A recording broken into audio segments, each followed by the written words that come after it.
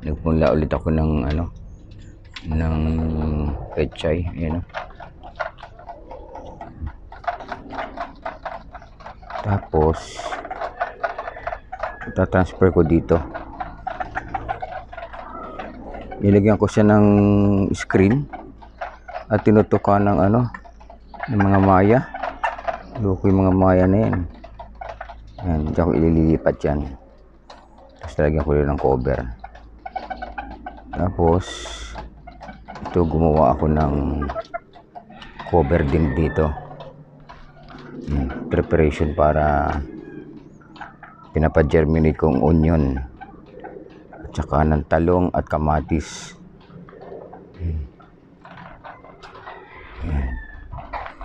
Binili ko sa Lazada. Ayan. Tapos lalagyan ko pa dito ng cover sa gilid. Hindi siya papasukin ng mga hayop. Wala, pinupudpud yung dahon tatanim ko. Pag tingin mo, wala na. Ayan. Bibili ulit ako ng lupa. Abono.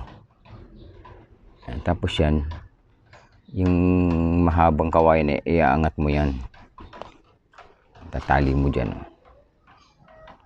Tapos ibabalik mo ulit siya. Wala, hindi nakapasok ang maya dyan. Mahal kasi ang gulay ngayon, kaya kailangan natin magtanim. Yung ampalaya dito, wala, tinanggal ko. Maliliit na kasi bunga tinanggal ko na siya. At saka yung talong na tinanim ko dito, tinanggal ko. Hindi siya bumunga at saka hindi lumalaki. Siguro hindi siya naarawan. Kaya gagawin ko muna, hindi muna akong tatanim ng ampalaya. Tatanim muna ako ng talong.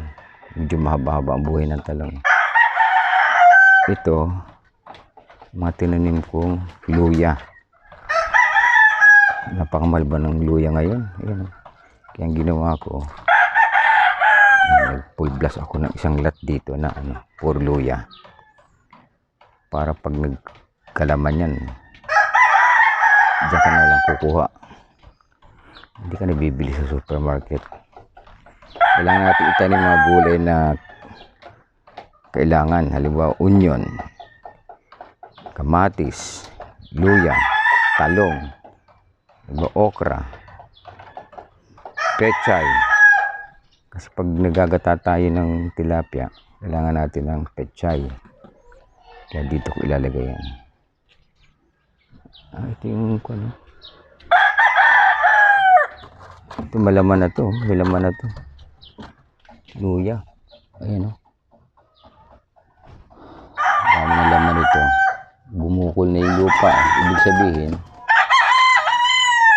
marami na siyang laman.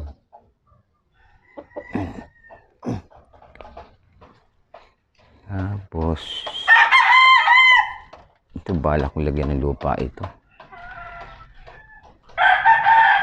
Lagyan ng lupa. Ito. Lagyan ko ng lupa. Sapinan ko muna ng sako. Tapos lagyan ko ng lupa. Tapos para mataniman din.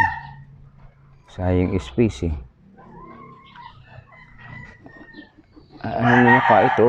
Salbahe itong manok na to Ayan. Yan yung tatay ng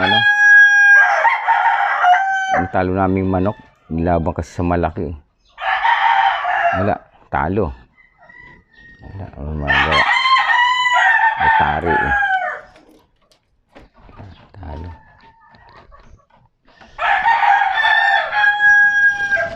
Yan. I-update ko lang ulit ito pagka naitanim ko na. Parang patay itong na to. Dilaw